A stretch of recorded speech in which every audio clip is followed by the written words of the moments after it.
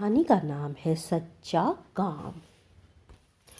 बात पिछली गर्मियों की है। शरद अपने माता पिता के साथ छुट्टियां बिताने अपने मामा के घर रामपुर जा रहा था। बस स्टैंड पर बस का इंतजार करते हुए उसके पिताजी अखबार पढ़ रहे थे और माँ पास में बैठी किसी परिचित महिला से बातचीत कर रही थी। लेकिन शरद का ध्यान बड़ी देर से उस हम उम्र लड़के पर था जो हाथ में जूता पॉलिश करने का सामान लिए मुसाफिर के पास बारी बारी से जाकर उनसे दीनतापूर्वक जूते पॉलिश करवाने का अनुरोध कर रहा था। कुछ लोग उसे देखकर मुंह फेर लेते थे और कुछ अपने जूते आगे कर के उसे पॉलिश करने को कह देते थे।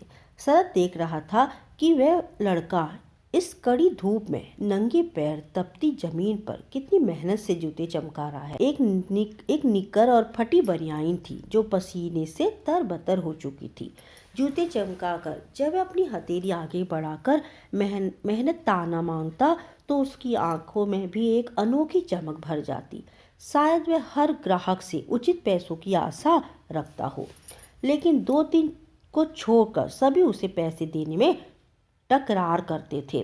शरद को यह देखकर उस लड़के पर तरस आ रहा था और ग्राहकों पर गुस्सा भी। लोग क्यों किसी का अधिकार उसे नहीं देते?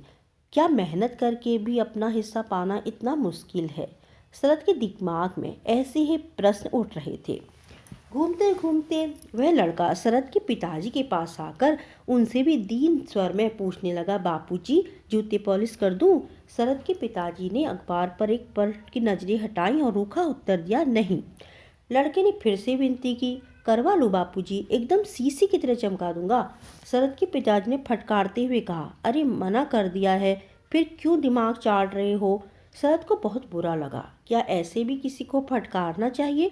उस लड़के के मन से अपने जूते आगे कर दिए। पिताजी मुझे अपने जूते पॉलिश करवाने हैं। शरद के पिताजी ने लापरवाही से कहा, ठीक है करवा लो। लड़का शरद के पैरों के पास बैठकर जूते चमकाने लगा। बीच बीच में वह गर्दन उठाकर शरद की ओर भी देख रहा था। तब शरद धीरे से मुस्कुरा देता। एक मौन भाषा दोनों के बीच में चल रही थी, जैसे दोनों की पुरानी मित्रता हो। शरद के जूते अच्छी तरह चमचमा उठे थे। शरद ने लड़के को धन्यवाद कहा। लड़का आश्चर्य से शरद का मुंह ताकने लगा, जैसे किसी अनजानी भाषा का शब्द सुन लिया हो। शरद ने स्नेह से पूछा, क्या नाम है तुम्हारा? के मधुर व्यवहार से हैरान था। लालचंद, तुमने मेरे जूते बिल्कुल नए कर दिए हैं। तुम काम बहुत मेहनत से करते हो। बताओ कितने पैसे हुए? बस 1 रुपया, लालू ने संकोच से कहा। अच्छा अभी देता हूँ, कहकर शरद ने अपने पिताजी से 1 रुपया मांगा। 1 रुपया? क्या पॉलिश का 1 रुपया होता है? यह तो चवन्नी और चलता करो इस छोकरे को। पिताजी की बातों से शरद का मुंह उतर गया।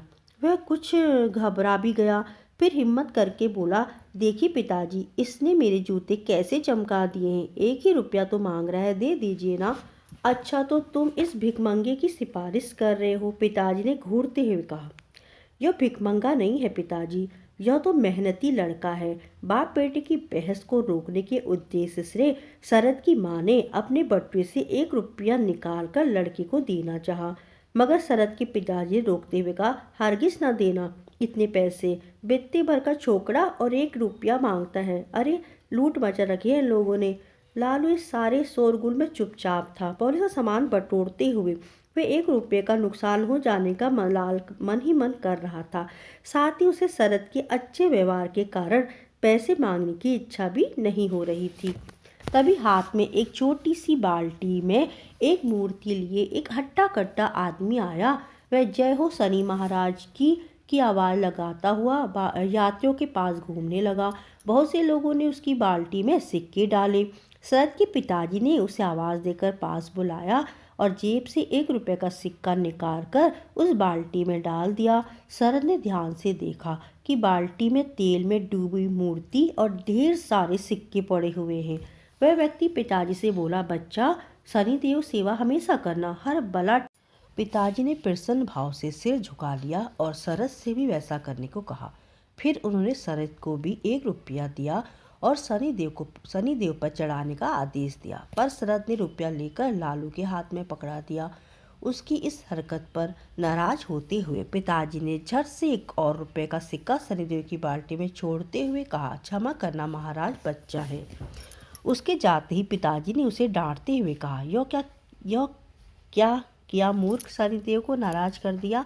नहीं पिताजी, मैंने तो लालू के पैसे उसे दिए हैं। तेरे लिए यह छोकरा भगवान से बड़ा हो गया। नाराज मत होइए पिताजी, बस इतना बता दीजिए, क्या भगवान के नाम पर भीख मांगना और भीख देना अच्छी बात है? क्या लालू पॉलिश करके मेहनत से कमाने की जगह भीख मांगने के लिए सनीदेव की मूर्ति ले आता तो आप उसे बिना मांगे ही पैसे नहीं दे देते? फिर मेहनत का मूल्य देने में आप क्यों कतरा रहे हैं?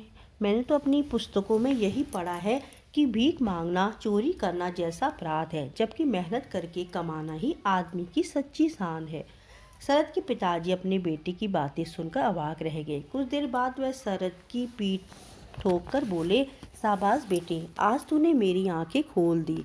मैं जिसे ध्यानपूर्ण समझता रहा वह तो वास्तव में भिक्षावृत्ति को बढ़ावा देने जैसा अपराध ही है। सच्चा काम तो परिश्रम का उचित मूल्य देना ही होता है।